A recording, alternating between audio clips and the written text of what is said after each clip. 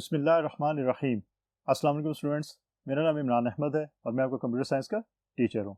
Students, आज हम grade 7 का ये यूनिट 7 है उसकी एक्सरसाइज को स्टार्ट करेंगे। तो आइए स्टूडेंट्स फिर देखते हैं कि हमारे पास एक्सरसाइज के अंदर कौन से क्वेश्चंस अवेलेबल हैं और उनका हम आंसर कैसे आइडेंटिफाई कर सकते हैं। तो स्टूडेंट्स, ये हमारा यूनिट नंबर 7 है, इसका नाम है इंट्रोडक्शन टू माइक्रोसॉफ्ट एक्सेल। इसके हमने लेक्चर्स जो हैं टॉपिक वाइज वो प्रीवियस लेक्चर के अंदर हमने एंड कर लिए थे। आज हम इसकी एक्सरसाइज को स्टार्ट करेंगे। स्टूडेंट्स, एक्सरसाइज के अंदर एक्सरसाइज ए में हमसे पूछा गया कि चूज द करेक्ट ऑप्शन, कि आपको एक स्टेटमेंट गिवन होती है और उसके अगेंस्ट आपके पास कुछ ऑप्शंस अवेलेबल होती हैं। आपने उसमें से बेस्ट जो ऑप्शन है उसको सिलेक्ट करना होता है। स्टूडेंट्स, इस तरह की जो आपके पास स्टेटमेंट्स मौजूद होती है इसमें दो तीन चीजें आपने याद रखनी है। मैं पहले भी आपके जो प्रीवियस यूनिट के अंदर हमने एक्सरसाइज की थी वहां भी मैंने आपको बताया था, आज फिर मैं उसको रिपीट कर देता हूँ। पहली चीज तो ये कि आपने जो स्टेटमेंट है उसको अच्छी तरह रीड आउट करना है और ये समझना है कि स्टेटमेंट आपके जो हमने उस स्पेसिफिक यूनिट के अंदर कौन से टॉपिक के अंदर जो है वो स्टेटमेंट ये लाई कर रही है। फिर उस टॉपिक से जो हमने लेक्चर लिया था उसके कॉन्सेप्ट्स को माइंड में लेके आए और फिर ये देखें कि आप इसका आंसर क्या लिख सकते हैं। और दूसरी बात कि स्टूडेंट्स, कई दफ़ा आपकी स्टेटमेंट के अंदर ही आंसर मौजूद होता है या उसके बारे में हिंट ज़रूर दिया जाता है, तो आप उस हिंट को या आंसर को यूज़ करते हुए भी बेस्ट ऑप्शन को सिलेक्ट कर सकते हैं।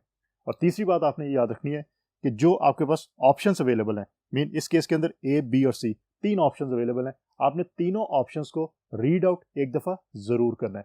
ऐसा नहीं कि अगर आपको फर्स्ट ऑप्शन जो है वो करेक्ट लगती है और बेस्ट लगती है आप उसको सिलेक्ट करें और बी और सी को आप रीड ना करें।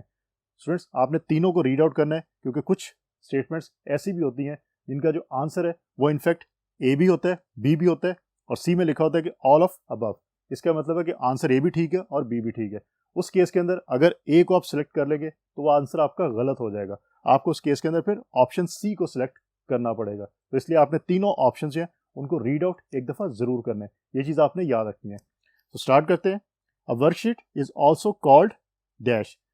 वर्कशीट को माइक्रोसॉफ्ट एक्सेल के अंदर हम क्या नाम दे सकते हैं? ऑप्शन है spreadsheet, B is text sheet and C is bedsheet.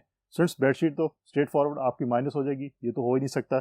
Text sheet हमने ऐसी भी कोई बात नहीं पढ़ी जो वर्कशीट से रिलेटेड हो, इसका मतलब कि आपका जो आंसर है दैट इज स्प्रेडशीट। तो याद रखिएगा स्प्रेडशीट आपका जो सॉफ्टवेयर है, इनफैक्ट माइक्रोसॉफ्ट एक्सेल जो स्प्रेडशीट सॉफ्टवेयर भी कहलाता है क्योंकि स्प्रेडशीट सॉफ्टवेयर ऐसे सॉफ्टवेयर होते हैं जो रोज एंड कॉलम्स के अंदर आपको जो है वो प्रेजेंटेशन करते हैं डाटा की। तो स्टूडेंट्स, इस केस के अंदर आपका जो आंसर है दैट इज ऑप्शन ए। तो मैं इसको सर्कल कर देता हूं। आप इसको यहां पे लिख भी सकते हैं लेकिन मैं यहां पे इसको सर्कल कर रहा हूं। Second one is alt plus F4 key is use to dash Excel. Students, हमने शॉर्टकट कीज के बारे में देखा था प्रीवियस लेक्चर्स के अंदर, तो आपको याद होना चाहिए कि alt plus F4 mean keyboard से आप ऑल्ट और उसके साथ F4 को जब प्रेस करते हैं तो क्या फंक्शन परफॉर्म होता है एक्सेल के अंदर। ऑप्शंस देखते हैं, exit, create new and open. और स्टूडेंट्स, यहाँ पे आपको आइडिया होना चाहिए और आपको ऑप्शन है उसके अंदर आपको जो है वो हिंट मिल रहा है आंसर का। कैसे? स्टूडेंट्स, आपको पता है कि हमने ये बात की थी कि जब हम न्यू क्रिएट करते हैं एक्सेल शीट तो क्या होता है, या वर्कशीट हम न्यू जब क्रिएट करते हैं तो क्या होता है, आप कंट्रोल एन को यूज करते हैं और जब आप ओपन करते हैं शीट को तो आप कंट्रोल ओ को यूज करते हैं। तो इसका मतलब है कि आपको सिर्फ एक ऑप्शन रह जाती है, ऑप्शन ए। तो इसका मतलब है ऑल्ट प्लस F4 की जो है वो is use to exit Excel, कि एक्सेल से अगर आपने एग्जिट करना है मीन एक्सेल को आपने क्लोज करना है टोटली और माइक्रोसॉफ्ट विंडोज के डेस्कटॉप पे आपने जाना है, तो फिर आप क्या यूज करोगे, ऑल्ट F4 को। तो आपकी ऑप्शन इस केस के अंदर क्या आएगी, एग्जिट की, और दैट इज ऑप्शन ए। आप गौर कर सकते हैं कि आपकी जितनी भी ऑप्शंस हैं वो रिलेट करिए आपके लेक्चर्स के साथ। अगर आपने लेक्चर्स अच्छी तरह समझे हैं तो आप इन आंसर्स को इजीली आइडेंटिफाई कर सकते हो, लेकिन अगर लेक्चर आपको अच्छी तरह समझ नहीं आए तो फिर आपको ये प्रॉब्लम फेस करनी पड़ सकती है। Number 3, the cell with the dark boundary is called dash. So very very straight forward कि डार्क बाउंड्री के साथ आपका जो सेल होता है वर्कशीट के अंदर उसको आप किस चीज़ से रिप्रेजेंट करते हैं या उसका क्या नाम आप रखते हैं। Option are new cell, active cell and cell address. तो स्टूडेंट्स, याद रखिएगा जो डार्क बाउंड्री वाला आपका सेल होता है जिसके अंदर आप टाइपिंग करते हैं, डाटा इनपुट करते हैं या कोई वैल्यूज इनपुट करते हैं, वो आपका एक्टिव सेल कहलाता है और बाकी तमाम आपके फिर पैसिव सेल्स होते हैं। तो इस केस में आपका जो आंसर है और बेस्ट ऑप्शन है that is option number B. तो स्टूडेंट्स, अब देखते हैं नंबर 4 के ऊपर हमारे पास कौन सी स्टेटमेंट अवेलेबल है और उसमें से बेस्ट जो हमारी ऑप्शन है उसको हम कैसे सिलेक्ट कर सकते हैं। तो लेट्स सी।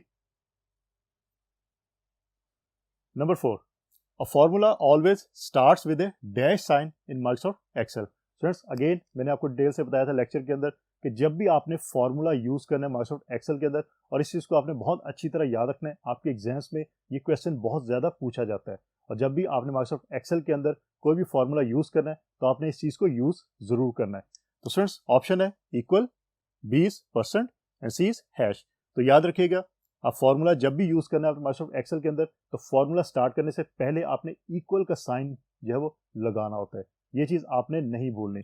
तो इस केस में आपका जो आंसर है और best option that is option A, equal sign. Number 5, control plus end key is use to go to dash of the worksheet.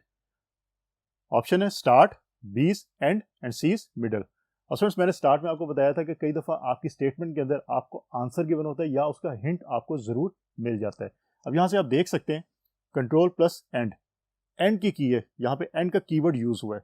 तो एंड का कीवर्ड जो है वो किसी चीज़ के एंड पे आपको लेके जा रहा होगा। तो इसका मतलब कि ऑप्शंस के अंदर अगर एंड की ऑप्शन अवेलेबल है तो वही आपका एग्जैक्ट आंसर है। तो यहाँ से आपको जो वो स्टेटमेंट के अंदर से आंसर या उसका हिंट आपको अवेलेबल हो गया, आप उसी को यूज़ करते हुए आंसर जो वो लिख सकते हैं। लेकिन आपको वैसे भी याद होना चाहिए कि कंट्रोल प्लस एंड की क्या करती है, आपकी वर्कशीट पे एंड पे आपको ले जाती है। So option B is the best answer in this case. तो सिर्फ ये थे हमारे पास ऐसे क्वेश्चन जिसमें स्टेटमेंट गिवन होती है और उसके अगेंस्ट आपके पास कुछ ऑप्शंस होती हैं, आपने बेस्ट ऑप्शन जो है वो सिलेक्ट करनी होती है।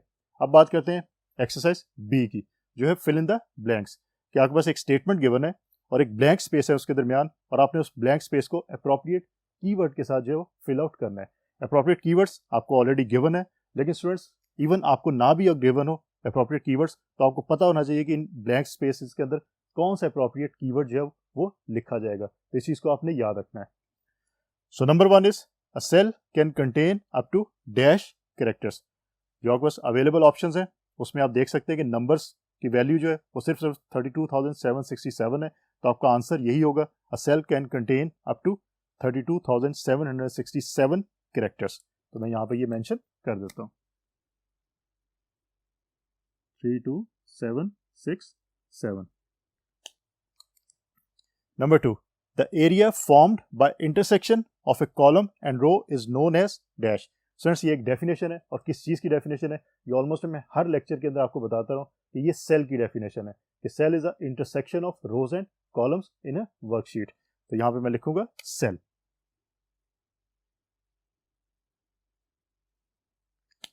स्टूडेंट्स ये देख सकते हैं आपके ये जो ऑप्शंस यहाँ पे मेंशन कर रहा हूँ मैं, ये ऑप्शंस आपके पास यहाँ भी लिखी हुई हैं। मीन ये आपके पास जो कीवर्ड्स हैं ये आपके पास अवेलेबल है, आपने वहीं से इन कीवर्ड्स को जो है पिक करके और यहाँ पे आंसर लिखना है।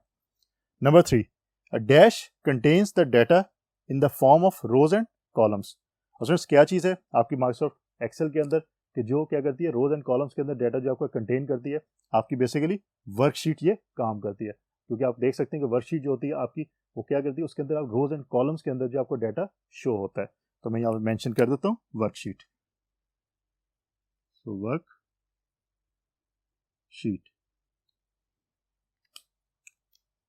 अब स्टूडेंट देखते हैं नंबर 4 के ऊपर हमारे पास कौन सी स्टेटमेंट अवेलेबल है और उसकी ब्लैंक स्पेस को हम कैसे किसी स्पेसिफिक अप्रोप्रिएट कीवर्ड के साथ फिल आउट कर सकते हैं। So let's see. Number 4, each cell has its own dash for reference. Friends ये चीज़ आपको लेक्चर्स के अंदर बहुत डिटेल के साथ में बताई थी कि हर सेल का कोई ना कोई एड्रेस जरूर होता है। और फ्रेंड्स सेल एड्रेस होता है क्या बेसिकली, अगर आपने स्प्रेडशीट सॉफ्टवेयर या वर्कशीट के अंदर कोई डाटा आपने लिखा है, कोई मेंशन की है वैल्यू जो ए कॉलम के अंदर मौजूद है और उसके साथ साथ रो नंबर 2 के ऊपर मौजूद है, तो फ्रेंड्स उस स्पेसिफिक जो वैल्यू है उसका एड्रेस क्या होगा, A2। मीन कॉलम लेटर आपने बताना है, उसके साथ आप रो नंबर बताते हैं। तो this is cell address of specific cell. उस स्पेसिफिक सेल का जहां पे आपने वैल्यू जो है वो मेंशन की हुई है उसका सेल एड्रेस जो है वो आपका A2 होगा। तो इस तरह आप और भी एड्रेसेस जो है वो यूज कर सकते हैं।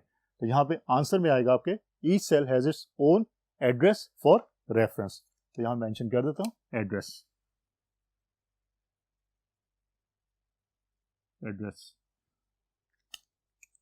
Number 5, a collection of worksheets is called। Different collections आपकी जो वर्कशीट की होती है उसको ऑल टुगेदर आप क्या नाम देते हैं, ये चीज़ भी आपको बताई थी और आपको याद भी होनी चाहिए। इसको हम वर्कबुक का नाम देते हैं। तो वर्कबुक के अंदर आपकी डिफरेंट वर्कशीट जो है वो मौजूद होती हैं। तो यहाँ पे मेंशन कर देता हूँ workbook. workbook. Number 6, title bar contains minimize, maximize and dash buttons. Friends, आपके टॉप के ऊपर टाइटल बार जो मौजूद होती है उसके ऊपर आपके पास 3 बटन्स राइट अपर साइड के ऊपर मौजूद होते हैं, जिसमें मिनिमाइज, मैक्सिमाइज और क्लोज का जो क्रॉस का आपको आइकॉन नजर आता है, तो क्लोज का जो बटन है वो भी वहां पे मौजूद होता है. तो यहाँ पे थर्ड ऑप्शन आपकी है क्लोज बटन.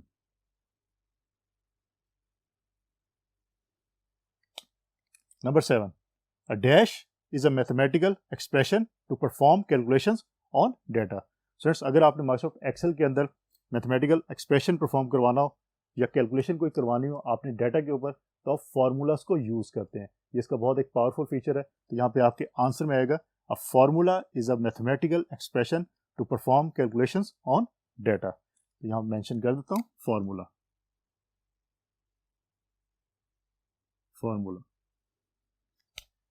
तो फ्रेंड्स, ये थे हमारे पास फिल इन द ब्लैंक्स कि हमने स्टेटमेंट हमारे पास मौजूद है, उसमें ब्लैंक स्पेस है, हमने अप्रोप्रिएट कीवर्ड के साथ उस ब्लैंक स्पेस को फिल आउट कैसे करना है.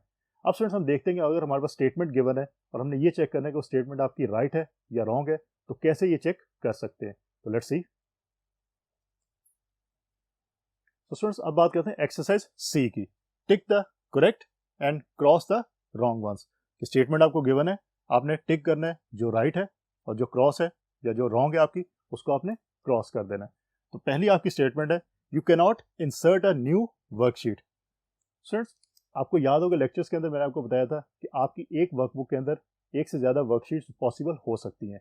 अगर बाय डिफॉल्ट आपको सिर्फ एक वर्कशीट नजर आ रही है तो आप और भी वर्कशीट ऐड कर सकते हैं, वहाँ पे ऑप्शंस मौजूद होती है. और हमने ये देखा भी था कि ऑप्शन कहाँ पे मौजूद होती है. तो इसका मतलब ये जो स्टेटमेंट है you can not insert a new worksheet, ये आपकी रॉन्ग स्टेटमेंट है. यू कैन इनफैक्ट आप कर सकते हैं ये काम. तो इसको मैं क्रॉस कर देता हूं. Number 2, a worksheet contains the data in the form of rows and columns. Again worksheet की आप डेफिनेशन समझ लें इसको कि वर्कशीट के अंदर डाटा जो आपको फॉर्म किस फॉर्म में आपको शो होता है, रोज एंड कॉलम की शक्ल में आपको शो हो रहा होता है. तो स्टूडेंट्स, इसको मैं राइट कर देता हूं. Number 3, status bar also displace the zoom option. पहले तो आपको ये पता होना चाहिए कि स्टेटस बार जो है आपकी स्क्रीन पे कहाँ पे मौजूद होती है, बॉटम के ऊपर मौजूद होती है. और स्टेटस बार के राइट बॉटम के ऊपर अगर आप देखें तो वहाँ पे आपके पास जूम की ऑप्शन जो है वो मौजूद होती है. तो इसका मतलब है कि आपकी ये जो स्टेटमेंट है this is right statement.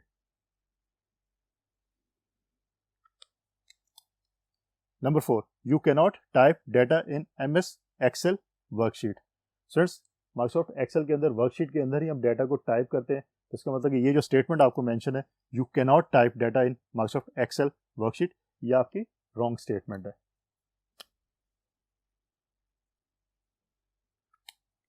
Number 5, control plus K is use to copy the text. और स्टूडेंट्स, अगेन आपके पास स्टेटमेंट के अंदर ही आंसर का हिंट मौजूद है. हिंट कैसे मौजूद है? आपने क्या करना है, आपने कॉपी द टेक्स्ट करना है. और आपको पता है टेक्स्ट को कॉपी करने के लिए आप सी को जो एज ए शॉर्टकट यूज करते हो, आप के को यूज नहीं करते. उसके साथ आप कंट्रोल का कीवर्ड यूज करते हो और फिर उसके साथ सी यूज करते हो. तो के जो है ये आपकी रॉन्ग है. इसका मतलब ये जो आपकी स्टेटमेंट है ये रॉन्ग स्टेटमेंट है. अगर यहाँ मेंशन होता है control plus C is use to copy the text, तो फिर आपकी ये स्टेटमेंट जो है वो राइट स्टेटमेंट होती. तो इसको मैं रॉन्ग कर देता हूँ. Number 6, cell is the smallest unit of the worksheet. ये आपकी स्ट्रेट फॉरवर्ड जो है वो राइट स्टेटमेंट है कि सेल आपके जो वर्कशीट है उसका स्मॉलेस्ट यूनिट ही कहलाता है जिसमें आप डाटा जो इनपुट करते हो. तो इसको मैं राइट कर देता हूँ. तो सिर्फ इस तरह आप कर सकते हैं कि हमारे पास अगर स्टेटमेंट गिवन है, हमने ये फाइंड आउट करना है कि इसमें से राइट स्टेटमेंट कौन सी है, रॉन्ग कौन सी स्टेटमेंट है, तो आप इस तरह उसको आइडेंटिफाई कर सकते हैं. तो फ्रेंड्स, आज बेसिकली हमने यूनिट नंबर 7 है हमारा, उसकी एक्सरसाइज को स्टार्ट किया. नेक्स्ट लेक्चर के अंदर हम जो रिमेनिंग एक्सरसाइज है उसके क्वेश्चंस को देखेंगे, उनके आंसर्स को आइडेंटिफाई करेंगे. तो स्टूडेंट्स, होपफुली आज का लेक्चर आपको अच्छी तरह समझ आ गया होगा. इंशाल्लाह अगली दफ़ा नए लेक्चर के साथ दोबारा मुलाकात होगी. अपना बहुत सारा ख्याल रखिएगा. अल्लाह हाफिज़.